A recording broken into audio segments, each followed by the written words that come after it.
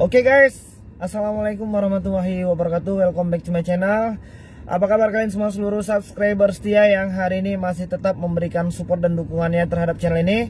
Terima kasih banyak. Dan hari ini kita pengen ngebahas lagi ya tentang beberapa fenomena yang hari ini sering terjadi dan akhirnya kembali memakan korban ya dari aplikasi pinjaman uang online.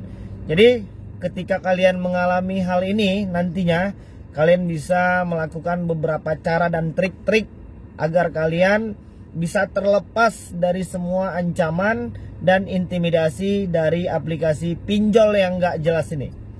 Oke, fenomenanya hari ini untuk kawan-kawan yang mengalami masalah seperti ini, kita pengen ngingetin untuk tetap tenang ya, jangan panik dan tetap berpikir positif.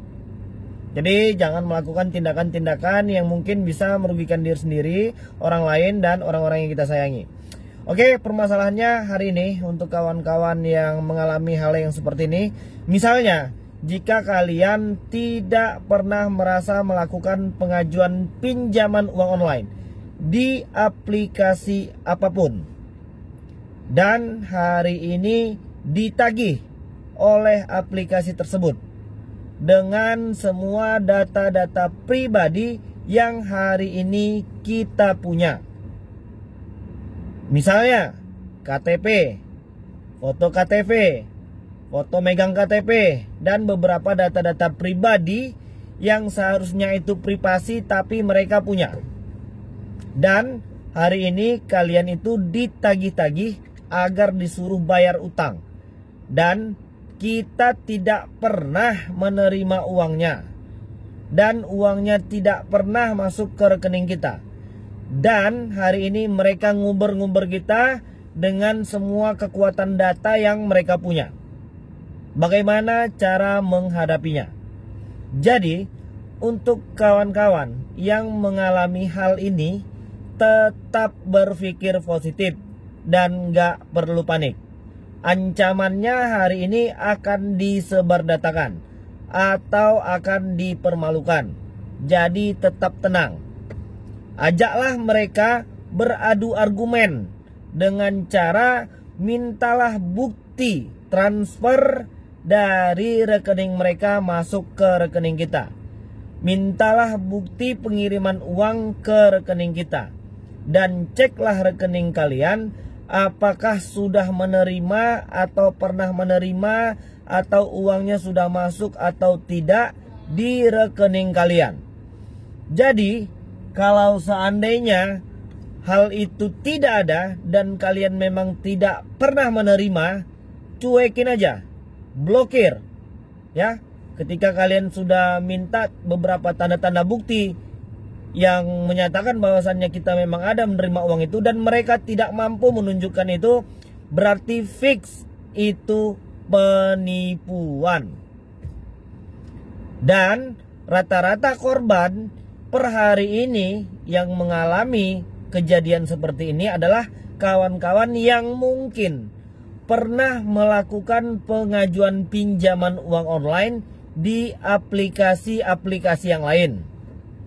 Itu permasalahan yang pertama. Dan permasalahan yang kedua adalah ketika kawan-kawan gagal bayar, lalu belum mampu membayar, dan diancam data-data kita itu akan digunakan untuk ninjol di aplikasi yang lain. Apakah bisa atau tidak, Bang? Itu pertanyaan yang sering masuk. Karena memang itu merupakan salah satu senjata mereka untuk nakut-nakutin teman-teman yang hari ini belum mampu membayar ya. Ya nggak apa-apa, silakan aja kalau memang bisa. Tapi setidaknya kawan-kawan harus tahu, paham. Sebelum kita melakukan pengajuan pinjaman uang online dan dinyatakan berhasil, biasanya di semua aplikasi itu harus ada verifikasi wajah. Itu yang pertama. Dan yang kedua, nama si pemilik rekening sama si pengaju harus sama. Ketika dua hal ini, dua unsur ini tidak dimiliki oleh aplikasi yang katanya mau dipinjolkan lagi, itu fix dinyatakan penipuan. Ya, ingat, ketika pertama kali kita pengen pinjol, itu kan sudah pasti ada verifikasi wajah. Dan pinjol biasanya kalau kita pengen mengajukan ke pinjol-pinjol yang lain itu, mereka akan lihat dulu verifikasi wajah kita ini dengan foto yang ada di KTP. Mereka akan coba sesuaikan. Itu yang pertama. Oke lah, itu masih sedikit rancu. Sekarang tentang ancaman bahwasannya data kita ini akan digunakan untuk pinjol yang lain dan mereka mengambil uangnya. Bagaimana mungkin ada pinjol yang menyetujui pinjaman data si pengaju dengan nama si pemilik rekening itu tidak sama? Tak mungkin, dan itu sudah pasti tak berhasil. Jika itu berhasil, maka fix yang mereka pinjam itu juga adalah bagian dari perusahaan mereka yang sudah saling bekerja sama. Dan jika hal itu terjadi, maka mintalah bukti transfer uang sama seperti kejadian yang di pertama tadi, bahwasannya mereka memang benar telah mengirimkan uang. Jika itu mereka tidak bisa membuktikan bahwasannya mereka sudah mengirimkan uang ke rekening kita di tanggal dan jam yang sama ketika kita mencetakkan buku tabungan kita, maka tidak ada keterangan di situ, maka fix jangan dibayar. Jadi bagaimana bang? Kalau seandainya mereka mengancam-ancam ya, mereka akan mempermalukan dan menyebarkan data kita. Kalau aku secara pribadi sih nggak terlalu pusing, ya biarin aja. Kita tinggal konfirmasi aja masa sama teman-teman yang lain bahwasanya kita memang nggak ada minjam di aplikasi itu. Dan ini fix pemerasan ya. Ini lebih kurang seperti pemerasan. Kita nggak pinjam uangnya, tiba-tiba dikirimin uang. Itu dua masalah. Dan masalah yang ketiga, kita minjam satu aplikasi, tapi tiba-tiba dikirimin bisa 4, 5, 6, 7, 8 aplikasi sekali kirim. Dan ini biasanya bentuknya KSP. Ya. Dan per hari ini KSP itu 95% dinyatakan ilegal. Kalian bisa melihat dari tenor yang mereka berikan. Paling banyak itu 7 sampai dengan 10 hari. Dan belum jatuh tempo dengan 7 atau 10 hari mereka udah uber dan ancam-ancam kita akan sebarkan data. Mereka akan edit foto-foto kita. Mereka akan permalukan kita di semua kontak dan media sosial kita.